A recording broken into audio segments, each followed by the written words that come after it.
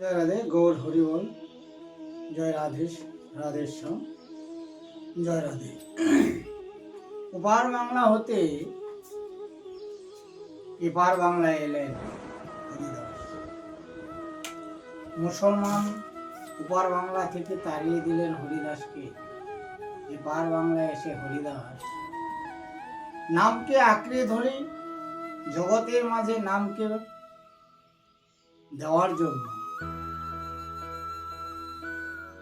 গভীর অরণ্যে গিয়ে নাম শুরু হল।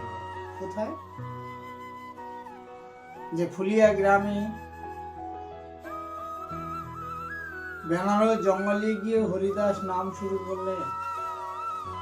নির্জন কানন, সেখানে কেউ নেই, একাকী নাম। তাহলে এখানে হরিদাস ওপার বাংলা হতে এপার বাংলা এলে নাম করার জন্য দেওয়া কথাটা ভুলিনি। আমরাও তো ওপার বাংলায় ছিলাম, মাতৃগর্ভে কথা দিয়ে এলাম, ধরায় এসে তোমার নাম গুণগান। এসে কি করলো? সমস্ত মায়ার বশে বশীভূত হয়ে সবাইকে ভুলে গেলাম।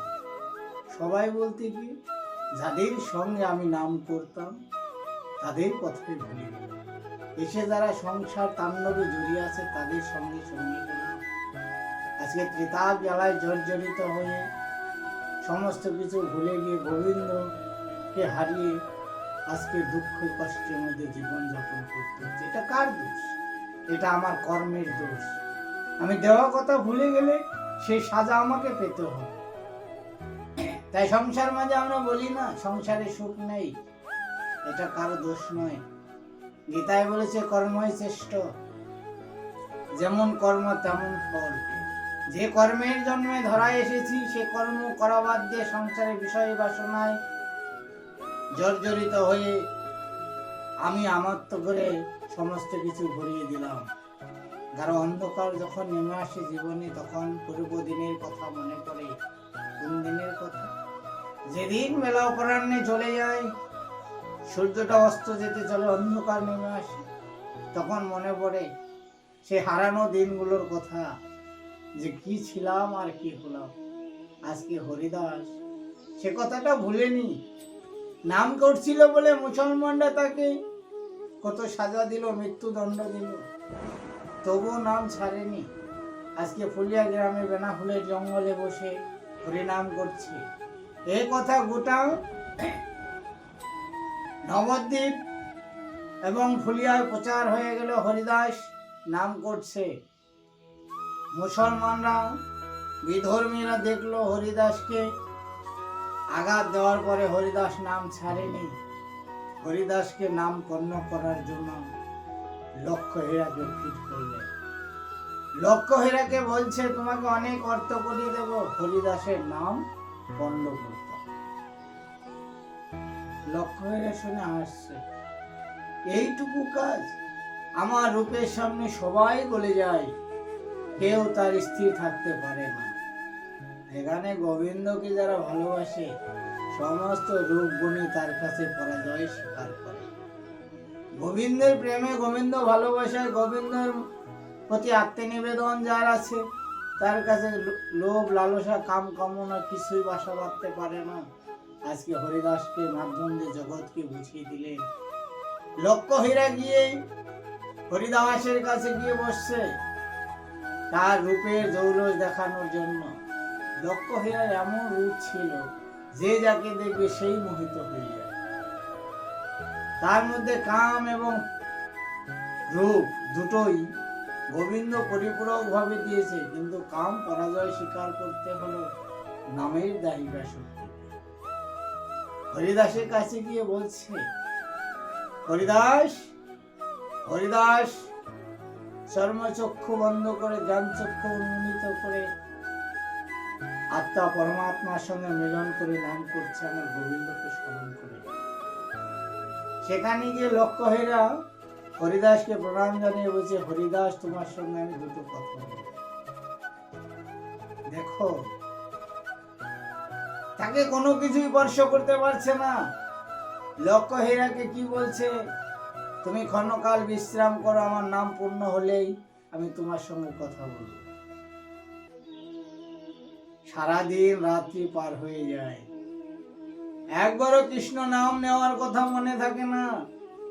লক্ষ্যহীরা বসে রইলেন। সকাল হতে সন্ধ্যা গড়িয়ে এলো। হরিদাসকে বলছে, হরিদাস, তুমি তো আমার সঙ্গে কোনো কথা বললে না। বলছে, আমার নাম পূর্ণ হয়নি। বলছে, বেলা তো অবসান হয়ে এলো। লক্ষ্যহীরা প্রণাম জানিয়ে বিদায় নিয়ে চলে এলেন। পরের দিন সকালবেলা গিয়ে হরিদাসের প্রণাম জানিয়ে লক্ষ্যহীরা বলছে, হরিদাস, কালকে তো কোনো কথা বললেন, আজকে দুটো কথা বলতে চাই। হরিদাস বলছে, ক্ষণকাল বিশ্রাম করো, আমার নাম পূর্ণ হলেই আমি তোমার সঙ্গে কথা বলবো। তাহলে এখানে গোবিন্দ কাকে কি করবে? হরিদাস প্রতিনিয়ত হরিনাম করছে, সারা দিন নাম করছে, নাম পূর্ণ হচ্ছে না। আর ঘুম থেকে উঠে বিছানায় বসে একটু কৃষ্ণ নাম করে প্রভুকে একটু হাতে নিবেদন জানিয়ে বলবো, প্রভু তুমি ভালো থেকো, তুমি ভালো থাকলেই আমি ভালো থাকবো, এই কথাটা বলার সময় আমার হয়ে ওঠে না। গোবিন্দ বলে যে হবে, যেদিন তুমি বলার কথা বলতে পারবে না, দেখার জিনিস দেখতে পারবে না, সেদিন মনে মনে বলবে আর কাঁদবে। তাই সময় থাকতে আমাদের প্রত্যেকের দেওয়া কথাটা মনে রাখা দরকার, হরিদাসের মতো। পরের দিনও লক্ষ্যহীরা চলে গেলেন। তৃতীয় দিন এসে লক্ষ্যহীরা হরিদাসকে প্রণাম জানিয়ে হরিদাসকে স্পর্শ করতেই লক্ষ্যহীরার মধ্যে যত কাম কামনা ছিল সমস্ত কিছুই দূরীভূত হয়ে গেল। এখানে ভাগবত বলছে, সাধুর পরেশে যার মনের ময়লা। হরিদাসকে স্পর্শ করতেই লক্ষ্যহীরা যে ভাইজি ছিল, সে আজকে হরিদাসকে স্পর্শ করে লক্ষ্যহীরার সমস্ত লোভ লালসা কাম কামনা দূরীভূত হয়ে গেল। হরিদাস বুঝতে পারলো লক্ষ্যহীরার মধ্যে ভক্তি সঞ্চার হয়েছে। হরিদাস লক্ষ্যহীরাকে বলছে, হীরা, তুমি যদি আমার সঙ্গে কথা বলতে চাও তাহলে এক কাজ করো, গোবিন্দ সেবা দিয়ে ভোগ লাগিয়ে প্রসাদ পেয়ে তারপরে তোমার সঙ্গে কথা বলবো। তুমি আমার সঙ্গে সঙ্গে একটু ফল আমানি করে দাও, আমি ভোগ লাগাই, তারপরে প্রসাদ পেয়ে তোমার সঙ্গে কথা বলবো। হরিদাসের স্পর্শ পেয়ে, গোবিন্দের ভোগ বানানোর সুযোগ পেয়ে লক্ষ্যহীরার সমস্ত মোহ দূরীভূত হয়ে গেল। হরিদাসকে প্রণাম জানিয়ে বলছে, হরিদাস, তুমি প্রতিনিয়ত নাম করো যান, তুমি কৃপা করে আমার সেই নামটা প্রদান করো। লক্ষ্যহীরা হরিদাসের চরণে পড়ে গেলেন। লক্ষ্যহীরা হরিদাস লক্ষ্যহীরাকে কৃপা করলেন। হরিদাস লক্ষ্যহীরাকে কৃষ্ণ নাম দিয়ে বেনা ফুলের জঙ্গলে সেই যে বিগ্রহ প্রতিষ্ঠান ছিল সেই জায়গাটা লক্ষ্যহীরাকে দিয়ে হরিদাস বিদায় নিলেন।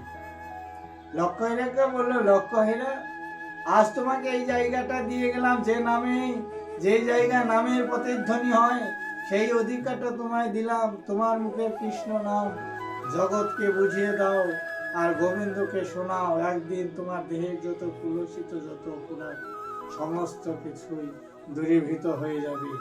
আজকে লক্ষ্যহীরা হরিদাসের কৃপা পেয়ে হরিদাসের নাম গ্রহণ করে সেই বেনা ফুলের জঙ্গলে লক্ষ্যহীরা নাম করার জন্য ধ্যানে মগ্ন হয়ে